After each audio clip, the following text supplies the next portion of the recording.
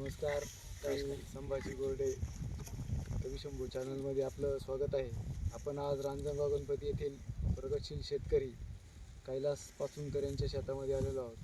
पाठीमागे जर आपण पाहिलं तर आशिया खंडातील विस्तीर्ण अशी औद्योगिक वसाहत आपल्याला दिसत आहे आणि या औद्योगिक वसाहतीच्या जवळच कैलास पाचुनकर यांचं शेत असून त्यांनी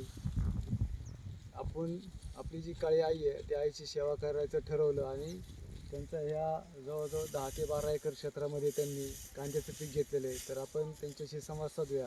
दादा, काय सांगसाल तुम्ही, आज हे जे कांद्याचं पीक घेतलेलं आहे तर हे पीक कोणत्या प्रतीचं आहे आणि याला कोणती कोणती खतं वापरलेली आहेत, ते जरा याची आपण माहिती द्या. या ठिकाणी हे आपण जो 3 महिन्यावाला जो कांदा म्हणतो, रांगडा कांदा, याची खरं तर लागवड आपण गेल्या 3 महिन्यापूर्वी केली होती. बरोबर 90 दिवसामध्ये हा कांदा हार्वेस्टिंगसाठी आला. याला पूर्णपणे आपण सेंद्रिय खतांचा वापर केलेला आहे या ठिकाणी. आणि तुम्ही साईज वगैरे हे तर क्वालिटी तुमच्या समोरच आहे, बघू शकता.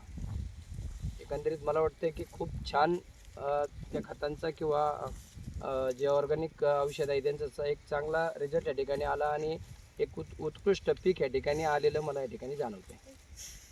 रासायनिक खतं आणि सेंद्रिय खतं याची काय तफावत होती कांद्याच्या पिकात? यामध्ये रासायनिक आणि जे आपण सेंद्रिय खतं आहेत, यामध्ये एक तर रासायनिक खताला थोडासा खर्चही माझ्या मते जास्त येतो आणि दुसरी गोष्ट की रासायनिक खताचा अतिवापरामुळं आपली जमिनीची कुठंतरी सुपीकता पण कमी होते आणि त्याचबरोबर आपण सेंद्रिय खतं वापरली तर आपल्याला त्या ठिकाणी रिझल्ट पण फार छान जाणवला. शिवाय सेंद्रिय खतामुळे या कांद्या ज्या आपल्या समजा लोक जे हा कांदा बाहेर खाणार आहेत तर त्यांच्या आरोग्यासाठी खूप चांगला याचा फायदा होईल असं मला वाटतं. आता आपल्या शेजारी जी MIDC आहे, MIDC मध्ये प्रदूषण होतं, त्या प्रदूषणाचा काही या पिकांवरती परिणाम होतो का?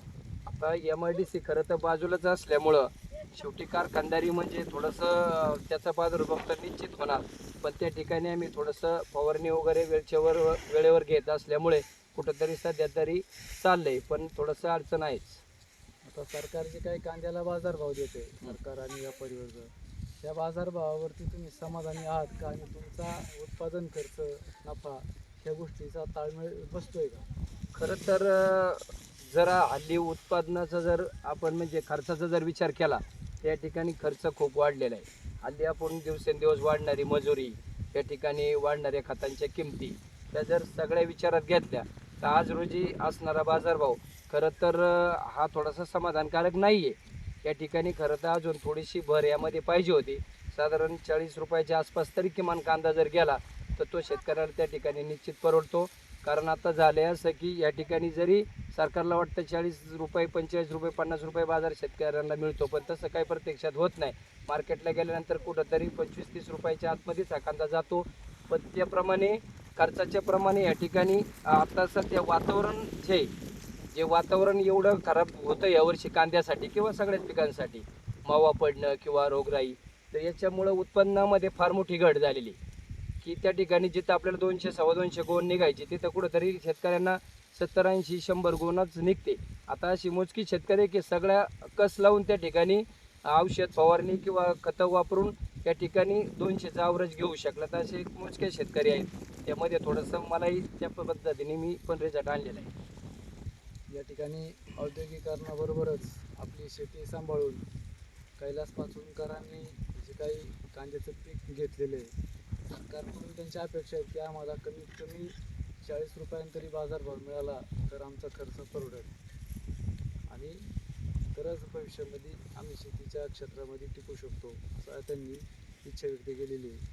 सरकारने ह्या गोष्टीचा विचार करून योग्य बाजारभाव द्यावा अशी विनंती.